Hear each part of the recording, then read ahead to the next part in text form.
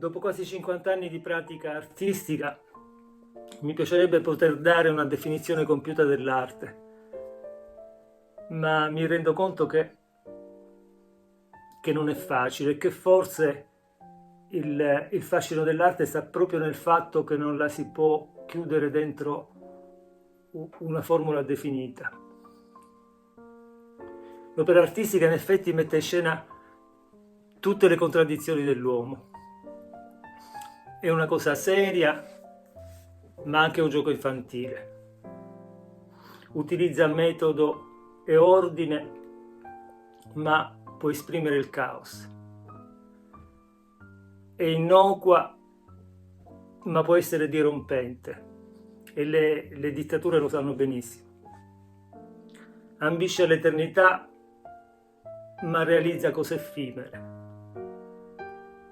È inutile, eppure assolutamente necessaria. In sostanza l'arte è tutto e il contrario di tutto. Quello che possiamo dire è che l'espressione artistica è una cura importante contro l'omologazione e la discriminazione. Una società fatta di individui creativi è una società migliore. L'essere umano, lo sappiamo, ha bisogno di dare corpo all'irrazionale, di evadere dalla logica quotidiana. Una logica che può diventare una prigione. Tutti noi abbiamo bisogno di rendere visibili i nostri sogni, i nostri incubi, le nostre visioni. L'arte contemporanea, che spesso ci appare eccessiva, incomprensibile, inconsistente, non deve preoccupare. Le opere d'arte alla fine è meglio sentirle emozionalmente che cercare di capirle. Qualunque proposta artistica farà i conti con la storia e comunque verrà filtrata dalla sensibilità dello spettatore. Una sensibilità che tra l'altro cambia a seconda dell'epoca o del luogo in cui si manifesta. Il senso che diamo alle cose nasce e viene trasformato dalle nostre proiezioni personali. Forse c'è qualcos'altro di cui oggi dovremmo preoccuparci.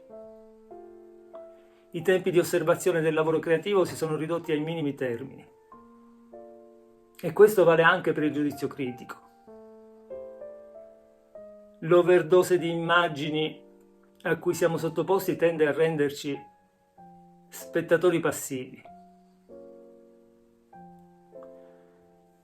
Siamo affetti da una specie di bulimia dell'occhio che rischia di provocare una sorta di cecità collettiva. Il nostro cervello fatica a rincorrere ed elaborare tutto ciò che scorre davanti al nostro sguardo. Penso che un pericolo di saturazione ci sia. Anche l'opera visiva viene consumata troppo velocemente. I tempi della contemplazione, della riflessione si avvicinano allo zero. Penso che un'osservazione più attenta e colta andrebbe riconquistata, soprattutto dal vero. Se definire il fenomeno artistico in poche parole non è facile, dare un significato alla mia ricerca artistica è ancora di più. C'è sempre un grosso divario tra l'opera e le parole che servono per descriverla. Penso che per un artista descrivere o spiegare il proprio lavoro sia quasi impossibile. Tradurre il linguaggio figurativo in linguaggio verbale mi è parso sempre un arbitrio, o comunque una grande sfida. Quando un artista spiega la sua opera ho sempre l'impressione che scada nel ridicolo. perché alla fine l'unica legittimata a parlare resta l'opera stessa. Di fatto l'opera artistica, subito dopo essere nata, acquista vita propria. L'autore ne perde subito la paternità. Per quanto riguarda me, cosa posso dire? Ho sempre cercato di darmi un linguaggio personale e riconoscibile, possibilmente libero da nozioni accademiche. Non ho mai avuto padri o riferimenti precisi, almeno consapevolmente, anche se certe adesioni al surrealismo sono evidenti. Nella mia ricerca grafico-pittorica ho cercato di non pormi limiti di tipo tecnico, lasciando la sperimentazione comunque dentro i margini del quadro. Molto spesso i miei lavori sono stati definiti inquietanti e angosciosi, in qualche modo disturbanti. Quasi mai è stata sottolineata l'ironia che pensavo fosse invece evidente. È vero che ho utilizzato il linguaggio figurativo per esorcizzare i miei fantasmi personali, per esplorare il mio mondo interiore. Ed è pur vero che non ho mai cercato di compiacere lo spettatore con immagini piacevoli o rassicuranti.